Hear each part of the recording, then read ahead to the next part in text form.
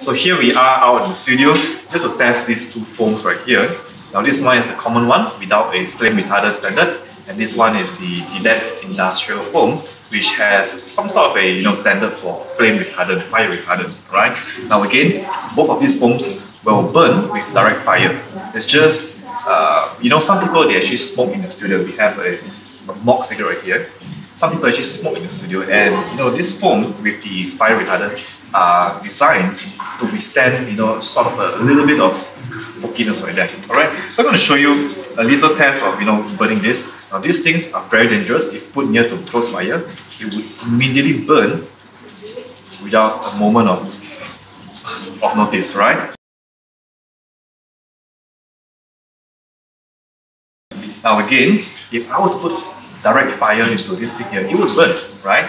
But if I were to use a cigarette butt, again, I don't smoke, but just to show you, for the sake of showing you how it works, if I would put this right into it, it wouldn't burn straight right away.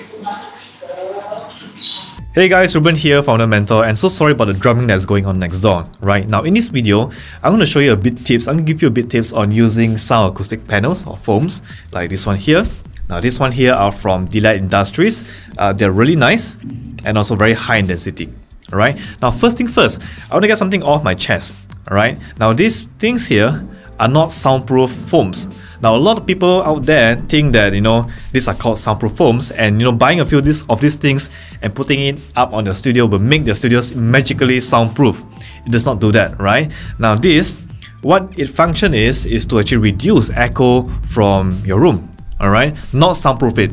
To really soundproof a room, you got to think about isolating your room, because sound travels through a medium like your wall, your door, or air, right? So what you have to do to really soundproof a room is to really isolate that room from the outer surroundings, and that will actually soundproof your room for real. Alright? Now, as you can see in the studio walls, I have acoustic foam all around the wall, patched up to the brim, right? They're all around here, up to the end right here. Alright, now while these foams does a good job in taming up the echoes and also the sound reflections that happens in the studio, they work pretty well for us, right? And again, this is not recommended, right? Because we do not have a bass strap on the corner again. So while it does a good job of all the echoes here, we still have a lingering bass problem in the studio. But again, through the years, we have gotten so used to the sound of this room that we can almost mix and edit anything in the room itself. So what I would recommend you is to actually, these are really small, right? So what I would recommend you is to you can get a few of these things here. These are again from LED Industrials, and one of these things costs about $3, right? $3. If you get more, it becomes cheaper. Again, if I compare this with the acoustic foam that I have right here, the ones from LED Industrials are more condensed, right? They are more higher in density, not condensed, higher in density. So what that does is it actually is able to actually absorb better sound, have better sound absorption. So your sound don't actually reflect and bounce around the room. Alright, but again, I won't recommend you to actually put up the whole thing on your wall. What you're gonna do is really get a few pieces of this one here. They are small, so you can actually play them around, play with the patterns, and switch them around, and find sweet spots in your room to really tame down those echoes and also the sound reflections. Now, one of the questions we get a lot about acoustic panels is how do we actually mount them up to the wall, right? So in my studio here, you can see that we actually kind of like permanently, glued these acoustic foams up to the wall. They are very tough. Right, they're stuck there for life. But the weakness in that is that when you want to take these things off, you would have to actually tear down the acoustic foam, wasting your money, right? So we stuck this up here using a contact glue or contact adhesive, popularly known as the Dunlop glue from where I came from. And that's method number one, right? So I'm going to show you another two more methods of placing this up to your wall.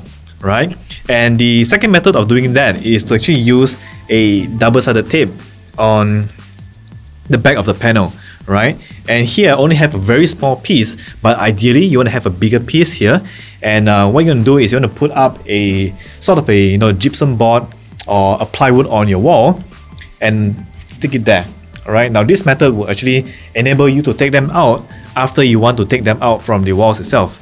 Now the third method I'm going to show you today is to actually use the same double-sided tape, but in addition to that, you want to take that out, right, and to use a Velcro, right? I'm sure you know what a Velcro is, and basically here I have a very simple Velcro piece here just to show you how it works. And what I'm going to do is I'm going to stick that Velcro right there. Alright, now this is just an example, right? You want to get better and thicker Velcros, and imagine this is your wall with another piece of Velcro there stuck to the wall. So all you have to do is just, stick them up together and voila, right? And when it's time to go, when it's time to shift out the studio, or you're going to change a little bit of the panels on your wall, all you have to do is just grab them out and take that safely piece of unharmed acoustic panel somewhere else. Hope that helps.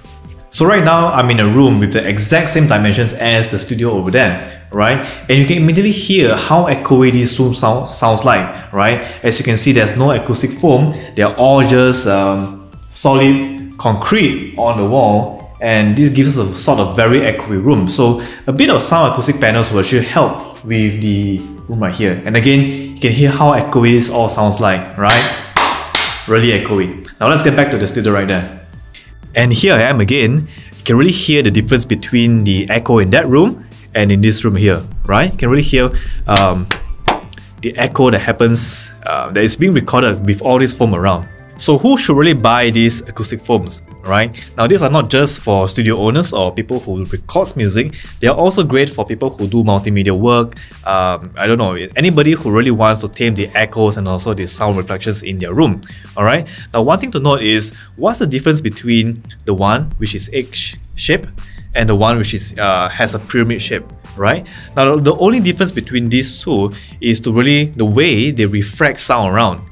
Right? So what I would really recommend you is that if I were you, right, what I would recommend is to really buy both of the shapes itself and play around in your room. You don't have to put it all around the wall. Just play around with it, put a few here and there, and come up with a nice design for your room itself.